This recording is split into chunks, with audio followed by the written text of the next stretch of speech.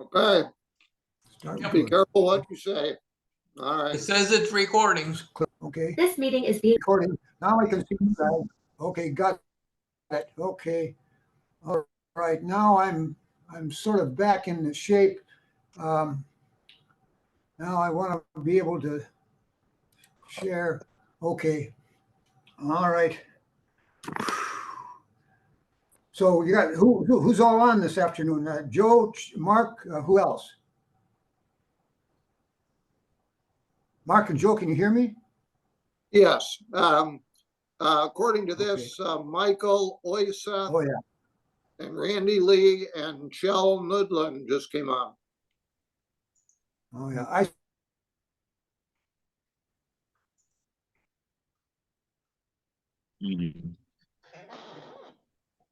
see. Now Randy's on too. Hey, hi, Mike. Hello. Mike, can you hear me? Yes, I can. Yeah. Okay, good. Joe, Carolyn. Joe, you're okay. The screen change. Hi, Chell. Hey, good to see you from Norway. Good work. Hello, Paul. My condolences to you, Paul. Yeah, what I you got did. you. I got you, Chell. Yeah. Thank you. Yeah, welcome. Good to see you. Yeah, same to you. Chell, have you met my son Mark before? I don't think you have. You guys might Yeah, see next year. yeah, Might hello, see Mark. each other next year. Hello. Hello, Mark. We have seen each other before, Yes. many years ago. So, we went into the Lysefjord one. Yes, you have. I think so. Yeah, and we had this gathering Yes. outside Gilje with the window, the factory. Yes. Well, let's get going. Yeah.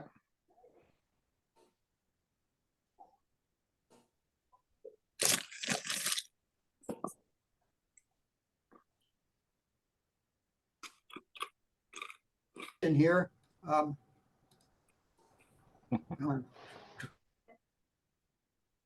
Oh, there it is. Let's see now. Here, hey, Paul.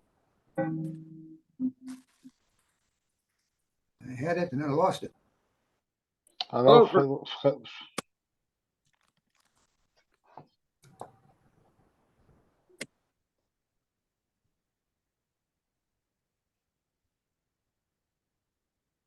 Can you guys see the screen? Yes. Yeah.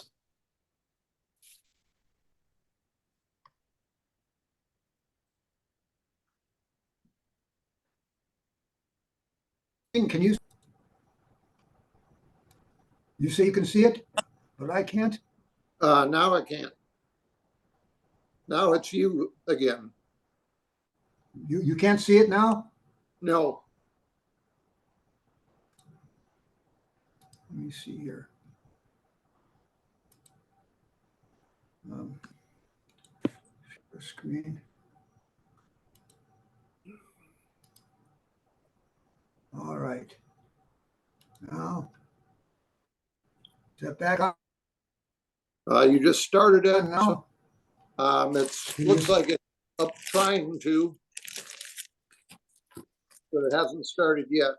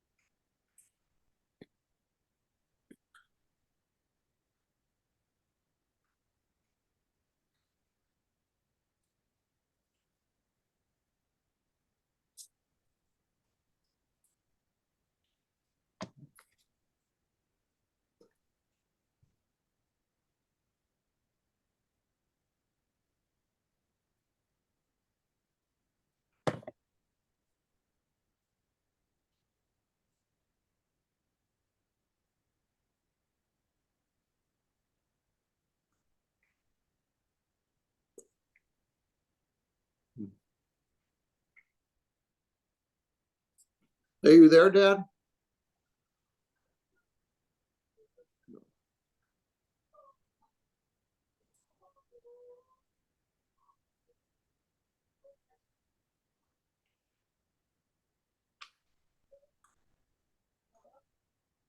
Wonder if his internet is bad today.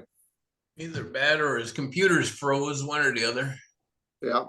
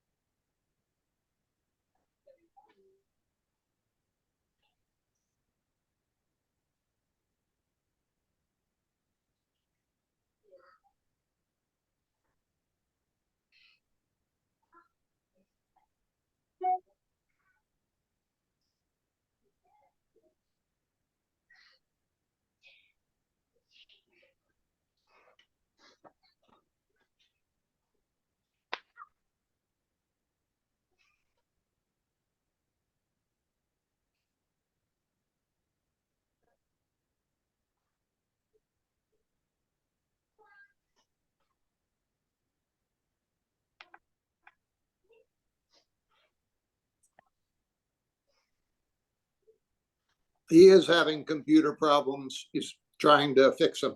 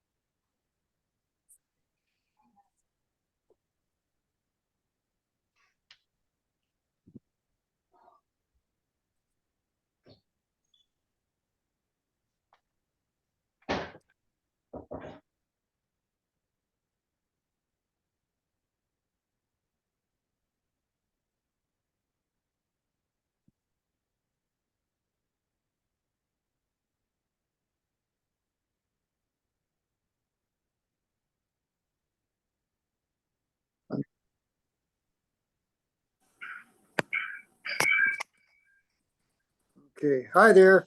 Can you get me now? Yep. Okay. Now I'm on. My problem is that I'm on my, I'm not sure I'm gonna be able to share the content that I want to share because I can't get into the thing. I can see Mike Oiseth there. Mike, can you hear me? Yes, I can hear you. All right. And the problem I have is I'm not sure I know how to get into the link. Zoom link is on my computer, but not on my not on my iPad. So We can see you. Yes. And you're in the meeting with everybody else. yes, yes. So I guess the question is whether here, if we can wait another 5 minutes, as soon as I can get this, I'll see if I can get the I think get it get it on the screen, and then we'll be okay. But I'm still waiting for thing to reboot. What happens? Everything's silenced up on me, and so disgusting because I felt better prepared today than I have in a long time. We can wait, Paul. No problem. We can wait. All right, you're very kind. Who's that? Was that Aaron? That was Aaron. Hi. Hi. I have my camera off because I'm eating my lunch, you guys. I'll turn it on a little bit. It's so I pay good money to Zoom every month, and then get all screwed up.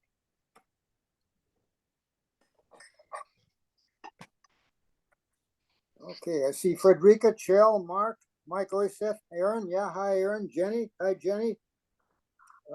Joe, Randy. We got a good group.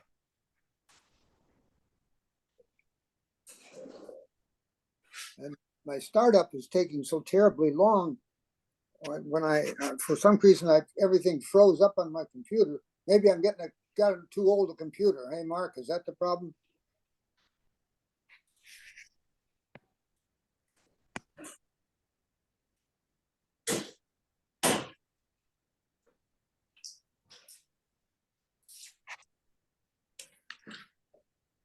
Oh, come on now. Could be a factor, but lots of good things were made in the 80s. How's that, Mark? I said lots of good things were made in the 80s. Yeah, there's nothing wrong with that. Yes, you're so right. This little 9-inch screen here. That's right. Yeah, with a big white border around it, and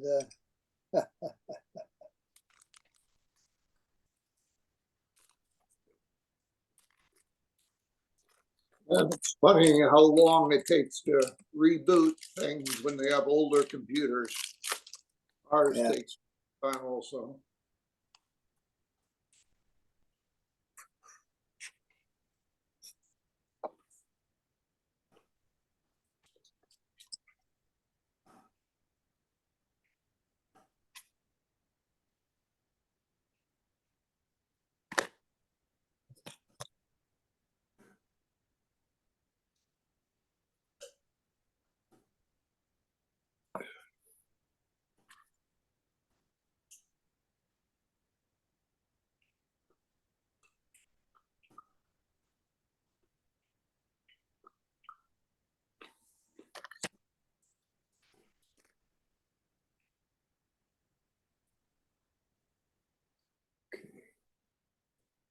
let's see if we can get in here.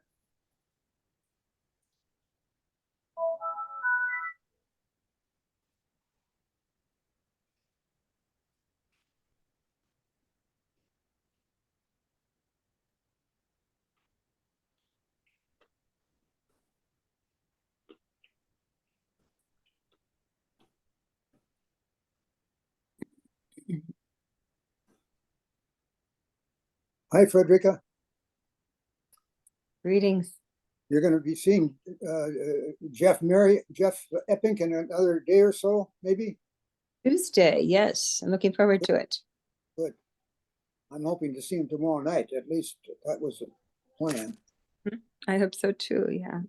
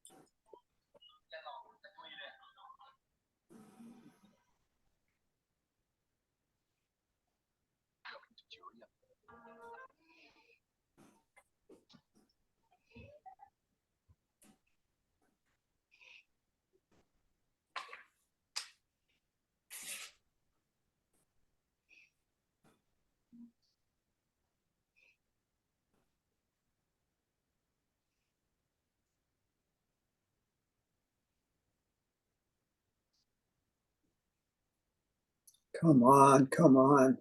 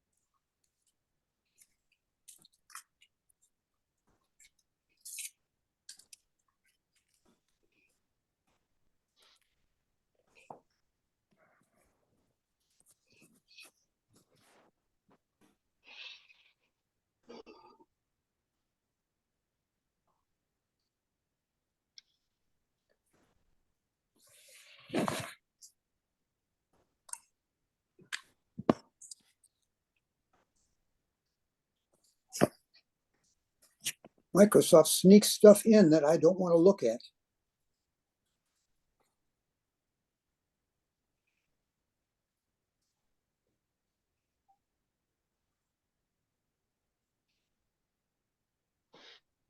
Okay, now let's see this. Logan.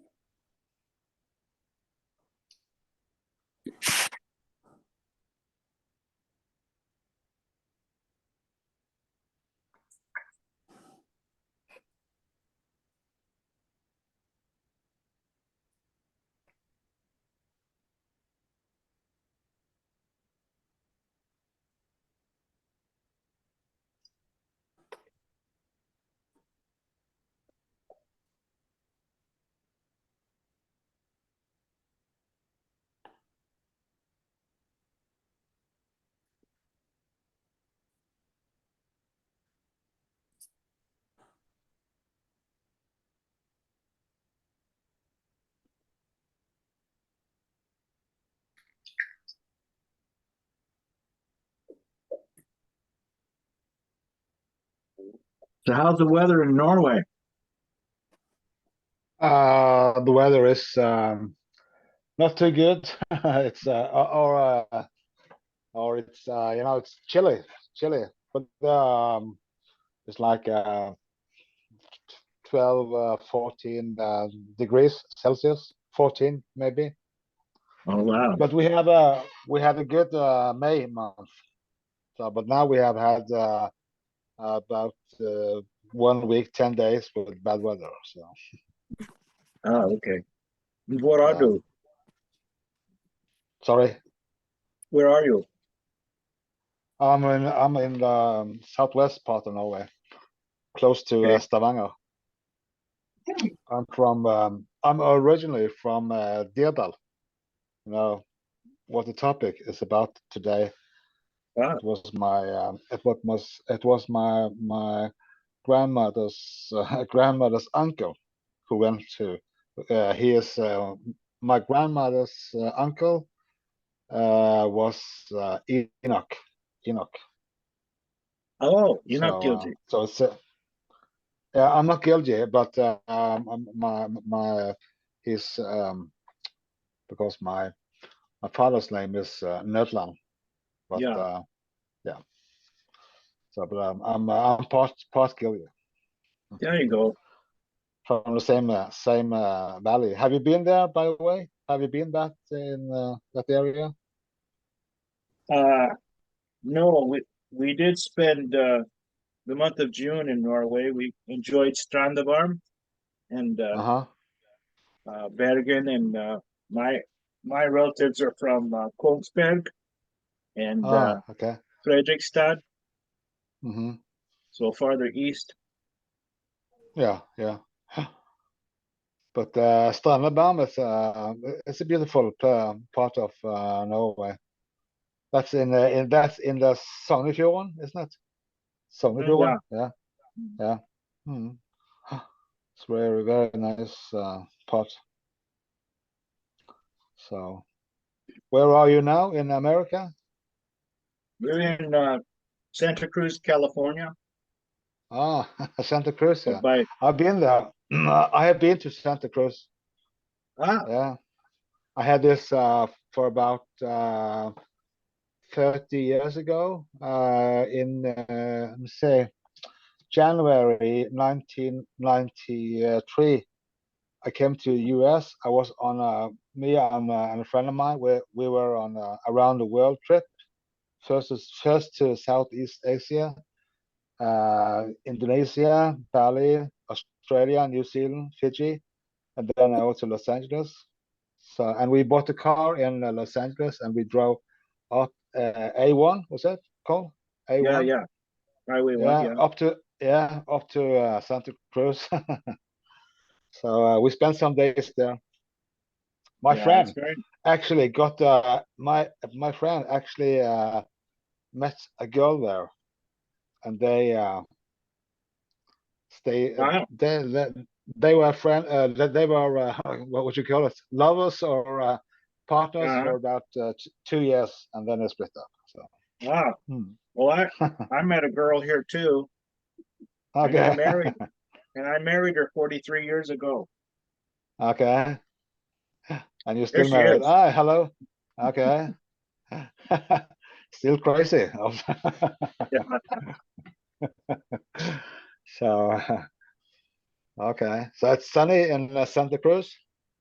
Oh, it's beautiful. 70 degrees. 70, Fair, 70.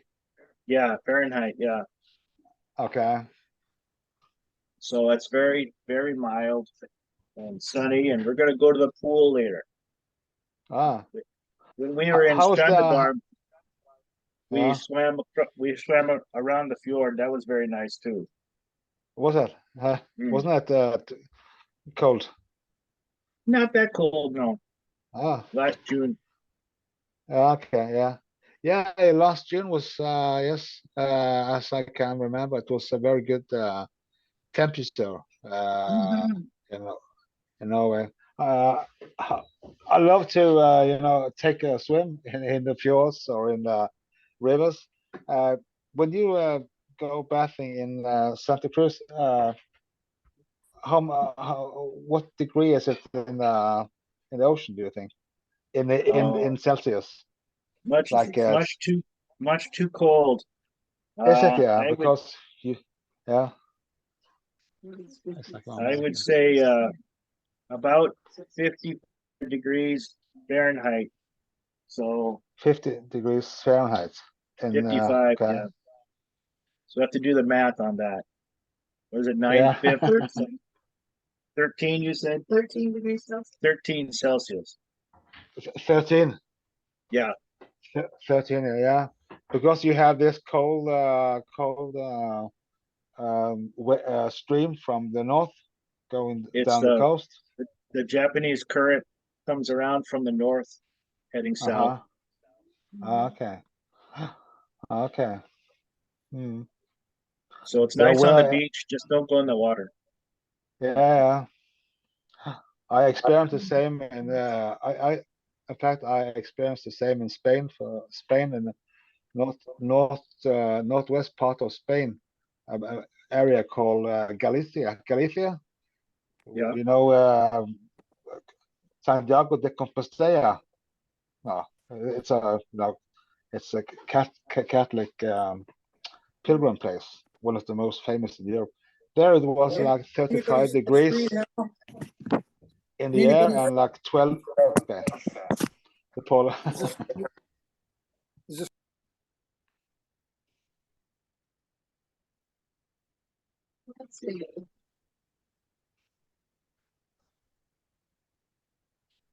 Det var godt å snakke med deg.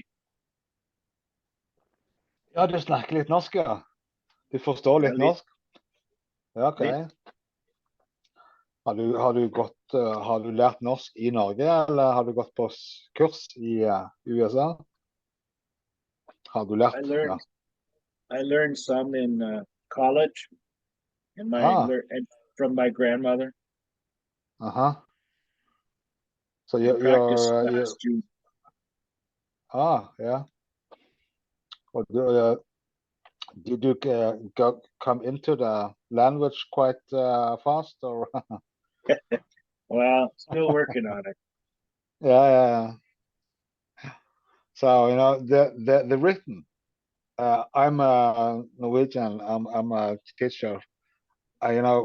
Many people from Ukraine have come to other parts of Europe, and I'm a teacher for Norwegian teacher for them. And How's your Ukrainian? How they are? How is your Ukrainian language skill? My Ukrainian. They're just dobra, rabota, doba. Well, that's not I bad. know some. So Harry, yeah. Oh, looks like you're having some success. Sorry. What did you say? We can see it. The presentation Paul is is- starting to appear.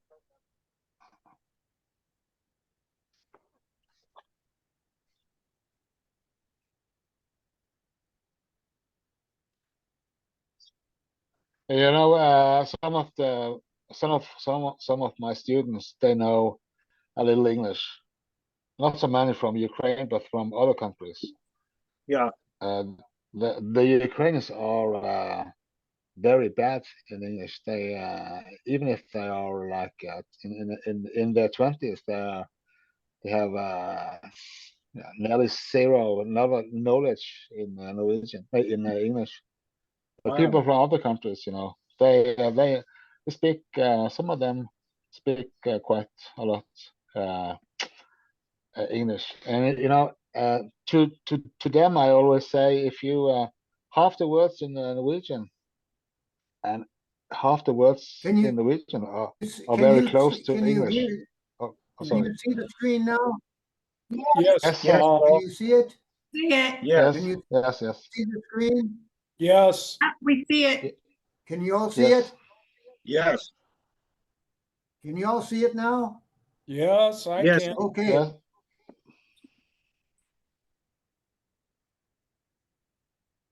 okay, let's get going. Okay,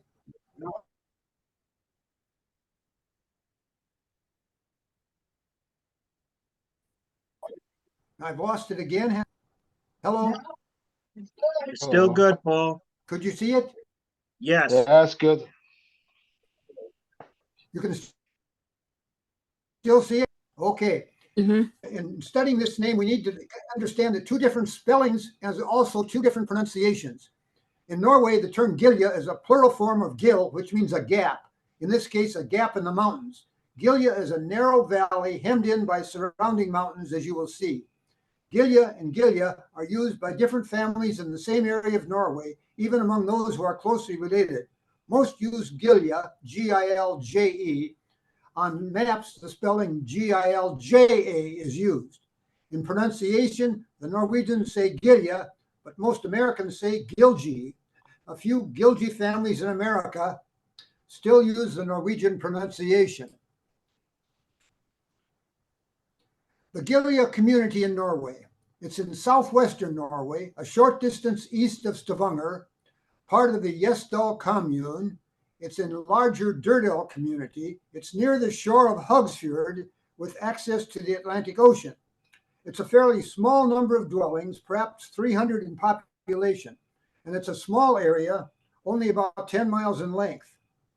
It is less than 1 mile in width. It's the site of a significant World War II battle between Norwegians and Germany. It's economically strong, led by a significant, long-standing, locally established, locally run, and locally employed window factory, Gilje Træ. It's surrounded by scenic mountains, popular with campers and cross-country and Nordic skiers. This is a front cover of probably the most valuable book we have for background on Gilje. It's called Gjesdal, Guards og Elsaga, and it includes Gilje and a couple other things nearby. And as you can see, it has a beautiful picture of the valley. I've got a better one coming here. Gilje is located about 40 miles east of Stavanger. Here's Stavanger, Norway, and it takes a major road right over there to Gilje. And that's not too far from the Preikestolen. The Preikestolen is up in this area, the preacher's pulpit. This then is a picture of the Gilje Valley, hemmed in on both sides by mountains, with the fjord right here in the distance and the Skudnibben little mountain right here, about 10 miles at the most, and certainly not more than a mile in width. This is another photo of it as well. The most interesting thing about the economy of the Gilje Valley is the Gilje window factory and logo. You can see there's the plant. It's located right in the middle of the community, and they call it Gilje Vindu or Gilje Træ. And it's been interesting to, over the years, we get all kinds of memorabilia from Gilje Træ as gifts, including caps and other stuff. And a few years ago, when we were remodeling our home, I asked if they could prepare a Gilje window for me, and they did exactly that with an 8-sided that I had in my previous home. And my son Mark and my son John have both have similar windows for their homes. The Gilje window business had its genesis back in 1905 with the building of a sawmill and a shoe factory. And that was the way that existed for about 50 years until the early 50s, about 52, when they built a window factory right next. This is the old building here, and this is the window factory to its left. And then you can see what it's like today. Of the Giljes who immigrated to America, this is not a comprehensive list, but it's a fairly big list. And I listed here just quickly. We aren't going to go through in detail with all the names here, but the one we already, as you know, talked about Lars and Christina Gilje a few months ago, and today we're talking about Enok and Ann Gilje. Just to quickly, this is Tor was a guy who was in Rolette, went back to Norway. Peter and Margaret stayed in Rolette. Torvald and Ragna were in Rolette, and then they moved to Chicago. Knud and Ingeborg Mohn actually settled in Halliday, North Dakota. Moritz and Christy Gilje in Nora Springs, Iowa. Velis and Julia in Elkada, Iowa. Christian and Karina Gilje near Cannon Falls, Minnesota. Chris, Gilje, and the Halliday. Thomas and Tobias were bachelor brothers who lived in Minneapolis and both died within a few months of each other in 1980. Severin is another one who died in Minneapolis. I know nothing about him. Peter and Tora Kvidland were very popular in Gilje. They settled in Norway for a few years and then moved back to Norway. Anne and Enok Gilje are the ones we're focusing on today. They were interestingly born in the same house, not born in the same house, but born in the houses across the street from one another, but they both lived in the same house for a while as children. We're going to come back to the discussion of this frame, but take a look at that frame. This is Anne and there's Enok. What I wanted to emphasize about them is this, that Enok was born in 1858. Anne was born in 1866, 8 years later, in a house across the road, but only a few feet away. The two families traded houses in 1869. So both ended up as children living in each other's houses. Enok and Anne were second cousins once removed. Lars Iverson Gilje was Enok's great-grandfather and Anne's great-great-grandfather. This is the house that was occupied initially by Enok's family on the side of the road. And then in 1869, this family and the house family across the road, which was where Anne was born, traded houses. So Anne and her family moved in here, the others moved there, and then they moved that to another place. So it's interesting, both Enok and Anne lived in the same house for a period of time. This is a picture of the Gilje Valley in 1903, and this is the house right here at the foot of this, what they call the old Stolen Road. Up the Stolen is where they cared for the cattle in the summertime. This is a picture I took in 1980 of the same area with that house right there. The old road was changed by then. In Enok and Anne's time, when they were baptized and grew up, there was no church in the Gilje Valley.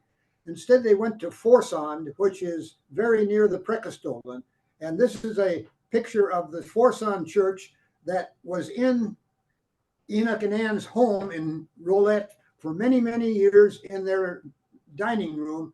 And when the home was cleaned out sometime in the 1980s, I was able to get a copy of this print, and I think my daughter Lisa has this print today. In the Gilje Valley in Norway, this is the church that was ultimately built and took the place of the Forsand church, and why I have ancestors buried at the Dirdal Kapell. This is the church in Rolette, North Dakota, where Enok and Anne were members and where they are both buried, and where we buried my dear wife Judy about a month ago. And the church was built in 1903 on land donated by Anne's brother Lars. Regular services ended here in the early 20s. The church was later moved to Dunseith and tore down in the 1980s. The cornerstone for that church was hewed by Enok Gilje, my grandfather. It's dated 1903, but it's terribly eroded. I took this picture on May 25th when I was there for Judy's burial, and you can barely distinguish the 03 there, and you have to almost imagine the 1 and the 9 to the left. But I remember it myself when it was not as weather beaten as it appears here. The church was ultimately moved to Dunseith, about 15 miles away, and torn down in the 80s. But the people that bought the church that bought it, saved the bell, and the bell is today on a pedestal in front of Peace Lutheran in Dunseith. The interesting thing about Enok and Anne and their parents was the prominence or lack thereof of the big family pictures. You saw that earlier picture of Enok and Anne where I reminded you to remember the frame. Here's a picture of Enok's parents in the frame of their frame of them. And then there's another one right down here. This is a picture of Anne's parents, and you can see a different frame. all three of those frames are different. And just to share with you a little story about the humorous nature of that, I knew about these frames up in the attic of of the Enok Gilje farm, which was then lived in by Alec and Stanley, two of their sons, and their daughter Anne. And I wanted those pictures badly. I knew that they were available. Nobody was using them. Nobody recalled they ever hung in the house at all. And Judy and I were guests of Alec and Stanley in the farm overnight once. And we had looked at those frames during the day with Alec and Stanley. And then when Judy and I were in the privacy of our bedroom that night, we were plotting how in the world we're going to get a hold of them. And so the next morning, I didn't say anything. And just as we were just getting ready to go out the door, Judy said, "Oh, and thank you so much for letting us see those pictures of Enok and Ann and their parents in those nice frames." Alec immediately responded and said, "Oh, you can have them."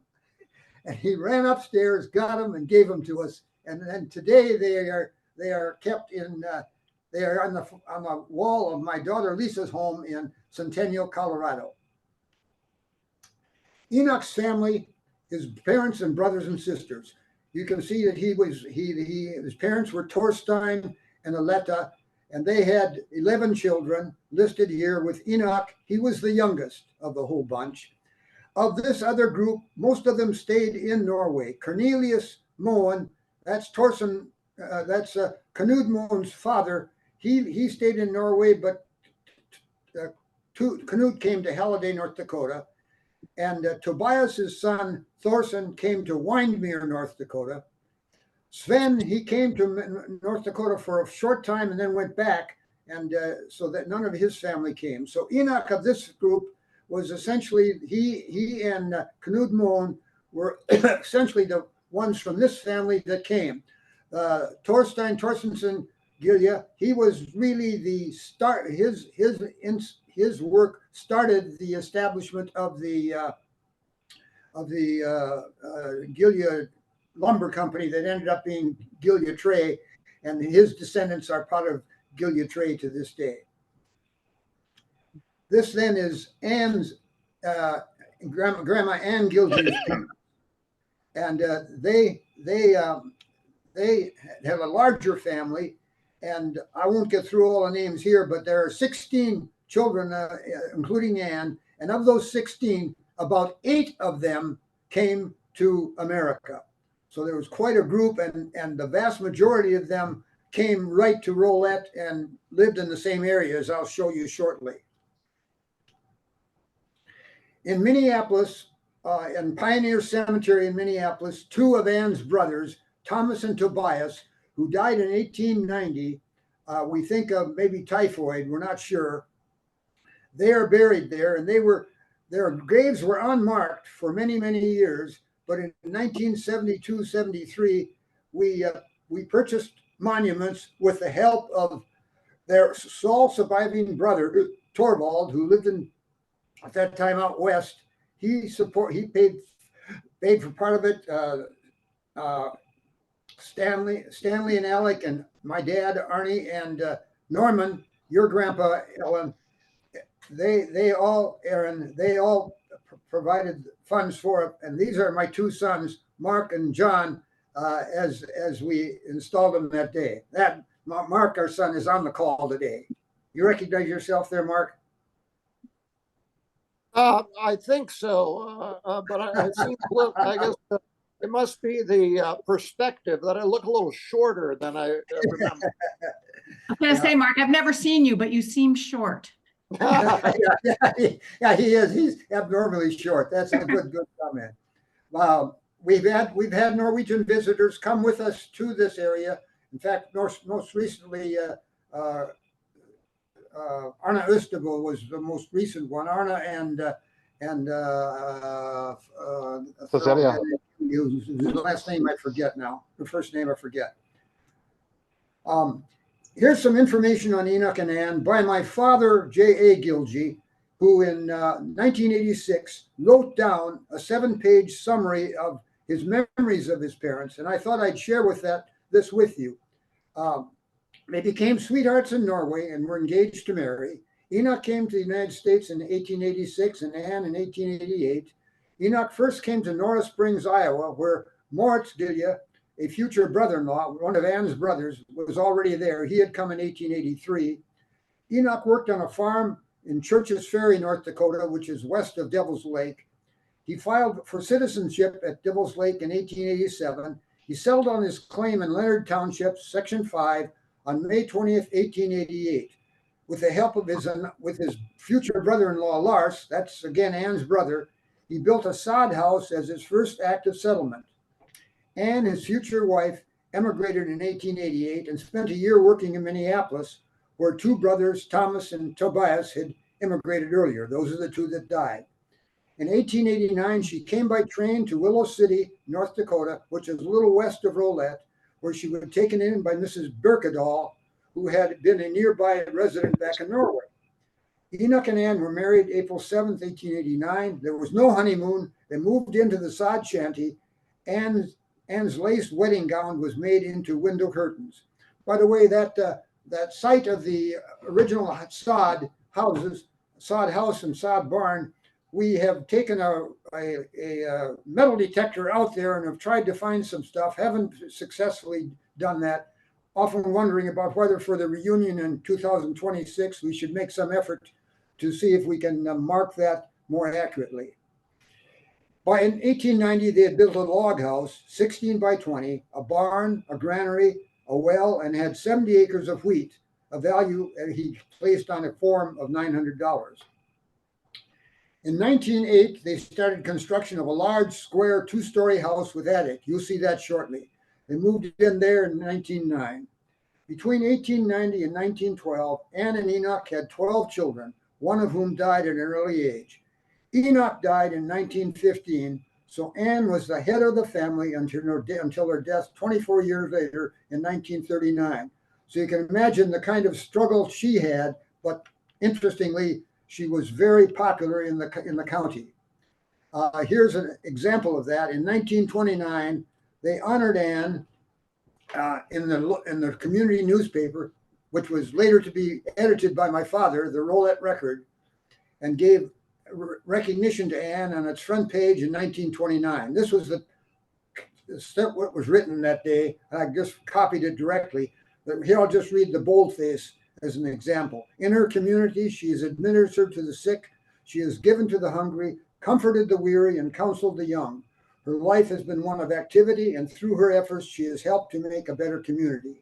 So that I figured was a pretty nice testimony to her. And then in terms of Enok, the Rolette Record in April 1915 had the following said about him: the community has lost a good citizen who was prominent in public affairs, a leader in church work, and upright and kind in his dealing with men. His friends were many, and he will be greatly missed by the people of this community. The bereaved widow and children have the heartfelt sympathy of their friends who feel they have lost a friend whose association has done them good. Enok and Anne had 12 children, and they're listed here.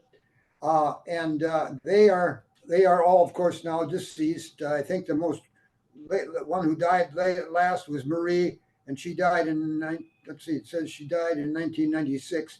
Yeah, so my dad was the second from the youngest, Johann Arndt, and he died in 1991. Emil Norman, that's Aaron. Aaron is on the call today. That's Norman. Emil Norman went to college and got himself an engineering degree and worked for many years in the mining business in Canada. Ruth married Oscar Myrie, and he ran the bank in Rolette. Einer married Minnie, and he was a farmer all his life. And Einer's grandson, Steve, runs that farm today. And Steve's son, Jimmy, has recently bought the original Gilje household, and he and his wife gave birth to a new child just the other day, named, of course, Einer Gilje. So Einar today, his great-great-great-grandfather was Enoch and lived in that same area. Thorson was also a farmer, and he lived all his life in Rolette on the farm, only about a half a mile from where he was born. Stanley was a resident of the farm all his life. Alexander was a resident of the farm all his life. Marie lived with her husband Torkel about 4 or 5 miles away. Emma became a banker in Grand Forks, North Dakota. So there was an interesting thing there. Ruth went to college. Emma went to college. Norman went to college. My dad didn't go. He just went into the news business upon graduation from high school. Anne had a very interesting experience shortly after she homesteaded, and 2 years later, in this letter to Norway, she describes her interchange with the Native Americans. The Ojibwa Native Americans lived in and around the Turtle Mountains, about 7 miles north of the Gilje homestead. Their homestead land, once included in an Indian reservation, had been removed from the reservation by President Charles Chester Arthur in 1884, only 4 years before Enoch built his sod house. So it was a very short time that the land had been opened up for settlement. In a letter to her brother back in Norway in 1891, Anne vividly describes her experience with the Native Americans, translated from Norwegian into English here as follows. This is what she wrote. Indians and breeds have also started to travel around with the guns to shoot birds and wildlife. We can see them from the house, how they crawl on all fours. They sneak close to their victim, and when they have caught a bird, they make a fire and fry and eat it right away. We think it is so much fun to see them around. They don't hurt anybody, and when once in a while they come around and ask for a piece of bread, we gladly give them a piece, as we have more than enough. Well, Anne and Enoch, I don't think, knew much about the politics surrounding the grant of that land to the settlers, the European settlers, taking it away from the Ojibwe. In fact, I was told by the fellow, some of you might have read we had a big session on this about 4 months ago online, and the speaker was a noted historian, and he said that the last payment, the final payment to the Ojibwe for that land occurred in 2023, last year. The ultimate payment was around $55 million to the various descendants. Originally, they had quoted $1 million, which was 10 cents an acre. Here's just a little sidelight. This is one of the baptismal certificates of my Enoch and Anne's children. This is for their daughter Anna, and you can see the father was Enok T. Gilje, and the wife was Anna. She went by both Anna and Anne. It was difficult to know exactly how you figure that out. This next picture is of Enoch and Anne and their children as of 1904, living in their house, which was not the ultimate big one. And then here's the big house that was built in 1909. And just this past year, Steve Gilje's son, Jimmy, and his wife built a new house right here. This house was torn down, and because it was beyond repair in terms of the things that had to be done. And they built a new home here. The barn is still located there, and we'll be able to see that in 2 years, of course, at the reunion. This is a picture of the family. Had to be very shortly after they moved in to the home. This is my father, who was born in 1908, and he looks like about 3 years old. So we think this picture was taken about 1911. There's Enoch and Anne. There's their oldest son, Thorson. This is the farm as it appeared in 1927, looking east. And there's some trees way over there. That's where Anne's brother Lars lived, and somewhere over in this area would be where the church was, and that might be right there. In fact, I'm not positive of that because I can't tell, but anyway, that's the direction. This is about 3 miles north of the city of Rolette. Here is a plat from Leonard Township where they lived back in 1911. And E. Gilje, that's Enok Gilje. Enok and Ann lived right here. To the right of them lived Larson and Christina, and the church was located right here. And right here is where Torvald Gilje had his homestead, and there's where Tor had his. Tor's the one who went back to Norway. And over here is where Peter Gilje had his, and Birkedal, the others from Norway there. And interesting too, the Andrew Beaver family, which family we've already studied, had some of their farm here and some of it here. Right next here was Paul Tosted, who was where my mother was born. So you can see my dad was born here, my mother was born here, and they grew up together, and they were both married in this church in 1934. This is a picture of an early school, and I don't exactly know the date, but I have a hunch that this tall boy standing behind here was Thorson, Enok and Ann's eldest, and I think in front was Martha, their oldest daughter. I was not positive that one of these two might have been Einar. I don't know that. I just guessing at this. This one looks kind of like Thorson. This is a family gathering in about 1909, showing the Gilje families. And on this picture, you'll see Larson, Christina, and Tor, and some others. Larson, Christina's kids as they lived at that time. I've got them all listed here for your benefit. Oh, and by the way, this entire PowerPoint was on your notice that we sent yesterday. Now to turn to one of the more interesting developments at the Gilje farm was when the Great Northern Railway came over to tell them that they were about to take over and do some railroad building. When Enok and Ann homesteaded, the nearest railroad was about 15 miles to the left, to the west, or 15 miles to the east. They had to take their crops to the railroad by team, and it took them about a day just to get to their destination. In the fall of 1904, several officials from the Great Northern Railway, including Louis Hill, son of James J. Hill, stayed for several days at the farm of Enok and Ann, as reported in a letter Enok sent to his brother Sven in Norway, a copy of which I had, and reported in Laura Thompson Law's History of Rolette County, a copy of which I have. The Great Northern was supposedly surveying for a new east-west line that, if built, would have gone directly between the Gilje house and the barn. But as others have pointed out, the surveyors were trying to dissuade the Sioux line from building its own east-west route by pretending that the Great Northern was going to build a new east-west route 3 miles north of where the Sioux line was planning. So this was all just intrigue on the part of competitive businesses.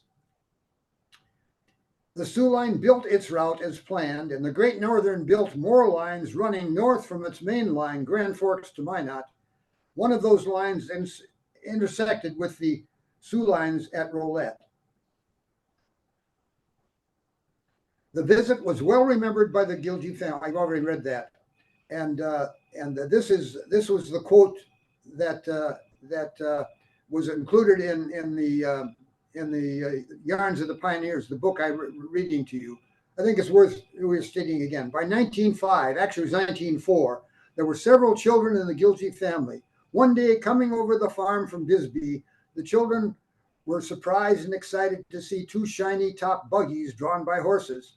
In the buggies were members of the surveying party sent out by the Great Northern Railroad. The party included J.J. Hill. No, that's not correct. It never was. J.J. Hill was out in his yacht on the Atlantic. It was Louis Hill, his son. We learned that later. And E.P. Watkins, later a resident of the county. They came to decide on the location of the railroad to be run through the territory, and remained at the Gilje home for several days, though conditions then were very crowded, somewhat to the discomfort of Mrs. Gilje, but to the great pleasure of the children.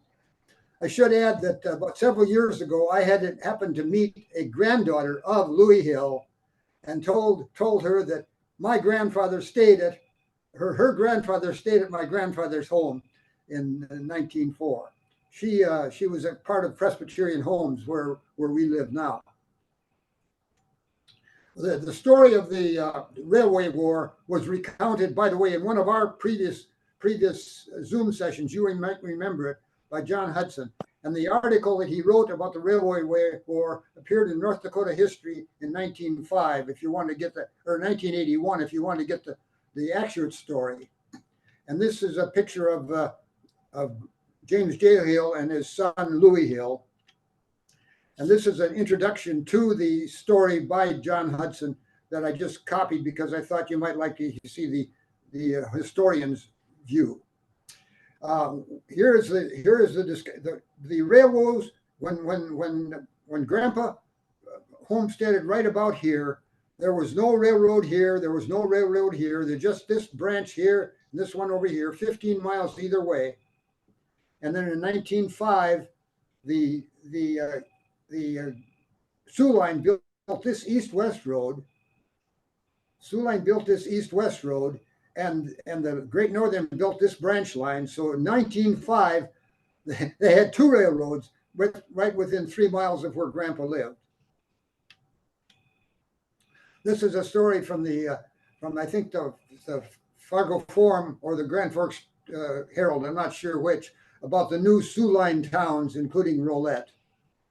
And this is another picture of the Rolette County with the city of Rolette located right here, and the new railroad going right up this way. And Grandpa's farm would have been just about where the L is in Leonard.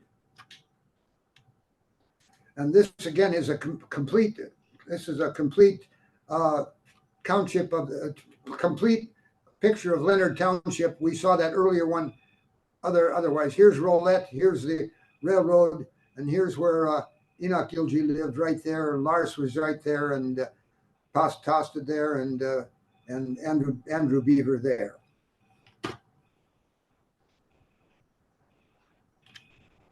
This was the city of Rolette, I think in 1906, just after it was started. And this is another picture of some Sioux Line towns that John Hudson featured in his article that I thought was worth putting in here. This is a picture of the Sioux Line depot in 1977 that John Hudson took. And this is a city of Thorne, Thorne, a little town of about located about 3 miles away from Grandpa's farm too, and it still has a place on the road today, but the train tracks are no longer there.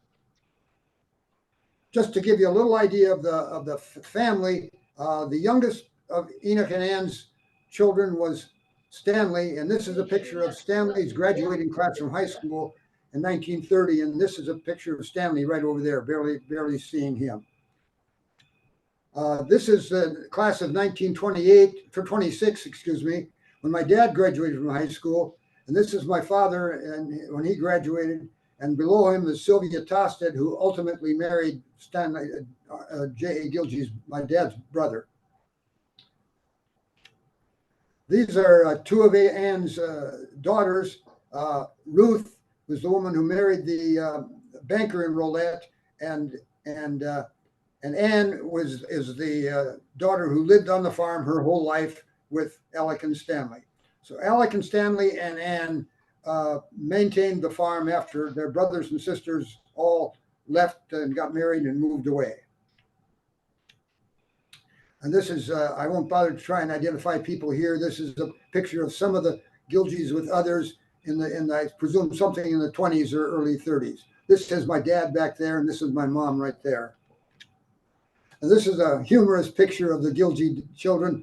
This is Selma. She's the wife of Thorson, the oldest of Enok and Ann's children. This is Marie Torgerson. This is Anne, the one who stayed on the farm. This is Emma, who became the banker. And this here is my brother Chuck. This was taken in 1948 at the Peace Garden at a picnic, and Chuck apparently wanted to get himself in the picture. This is another interesting one. This is Mark, my son Mark, who's on the call today. And these are the three of the brothers. This is Alec, who was born in 1900 and died at age 90. This is Thorson, who did get married and lived on a farm about a half a mile away. And this is Stanley, the youngest of them all. And to give another picture of the farm, this is another picture of the farm more recently, showing more the shelter belts that were built. And I'm not exactly sure when this photo was taken. And you can't see Larson's farm over to the right here on this picture. And then just finally, just sometime I guess it was 2010, a number of us cousins got together in Bismarck, North Dakota for an evening gathering. This is my brother Chuck, who's deceased. This is his wife Frederica. This is Eldor, one of my cousins, who's now deceased. Bobby, another one of my cousins. My sister Ann. This is me, and that's Judy right there. And there's also some Moen family from Halliday. I don't know, Joe and Kelly, if you can identify any of the people in front, but I think that Mrs. Dolan is here, and I think one of these is Ruth Antonson, if I'm not mistaken. Yeah, the one with the white hair is Ruth. That's Ruth. Okay. Well, dear friends, that's the conclusion of it. So I'd be delighted to hear what anybody has to say, comments, or maybe questions. So go to it. Wonderful, Paul. Thank you for that. I would love to get my hands on these slides. I don't see them in my inbox. So if you can send them out again, that'd be great. This has been fantastic. Thank you. Great job, Paul. Thanks, Paul. You'd like me to send, well, we're recording. We'll send the recording today. Just said. That would be great. Today. So Excellent. somebody Randy, identified somebody in this picture with the white hair. There Okay. seems to be several. Well, in the one in the front row on the left side, that's Ruth Antonson, or she's Knut's daughter. And sitting Yes. next to her is Anna Marie Dalen. Again, that's a Yes. Moen, that's Ruth's sister. And then standing Okay. on the back there, right next to Anna Marie is Karen, that's Anna Marie's daughter. And behind her is Carolyn's sister, Joyce, which was Ruth's daughter. Oh, you got them all. That's great.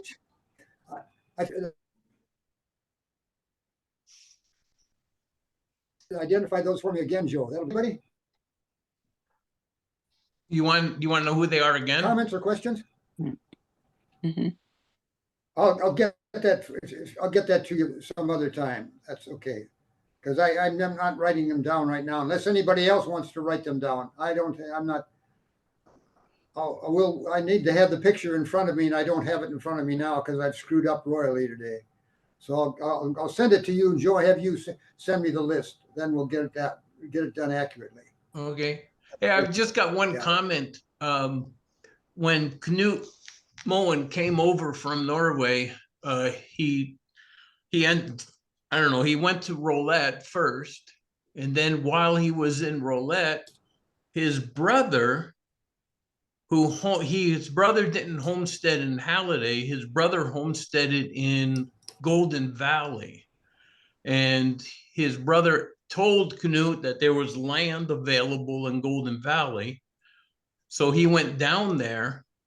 But by the time Knut got to Golden Valley, all the homestead land had been taken. So that's why he went west, I'd say, 20 miles west to Halliday. That's where he homesteaded. Okay. But his brother that homesteaded in Golden Valley went back That's to good. Norway. Joe, I don't know if I interviewed Knut. I interviewed in 1976. I interviewed him in 1970 when he came to Rolette in 1905 whatsoever. Not a tree in sight. And he had quite a good story to tell. I think we've got I think just put a oral interview with Knut on the website, if I'm not mistaken. Isn't that correct? Yes, you do. Yes, you do. Yeah, Canute was interviewed by Yeah. somebody at the Heritage Center that went around the state interviewing homesteaders. Yes. And so I have the transcript, Right. I have the original cassettes, and then I copied it over onto I made CDs out of them. By the way, Joe, can you and Carolyn and anybody else you want to make a decision kind of soon as to what upcoming months you would like to present the Yeah, I'll talk to Carolyn. We'll get that squared away for looking you. forward to that. And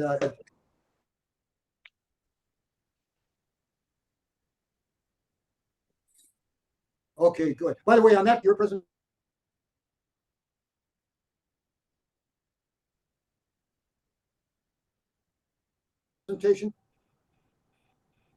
is Mike. Pardon me? I could not hear all of what you were saying. Breaking up. Not on? Maybe. Yeah, it's cutting out on you, Paul. Mm. We're losing some of what you're saying. Mm-hmm.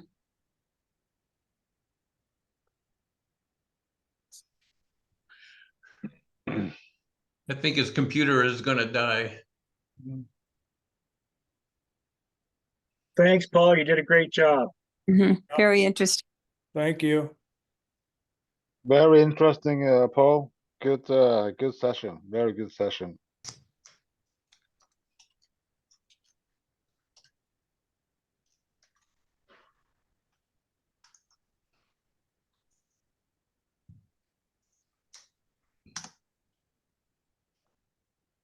Sure, Paul has many good things to say. Mm. Well, good to see everybody. See you on the Mhm. Okay. Thank you. Bye-bye.